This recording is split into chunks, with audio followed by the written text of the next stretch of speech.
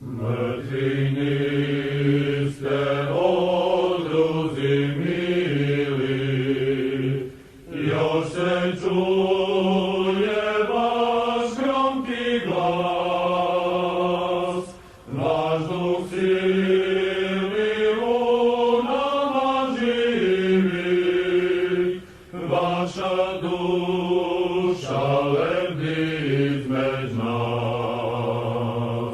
Vaš duh silni u nama živi, vaša duša lebdi između nas.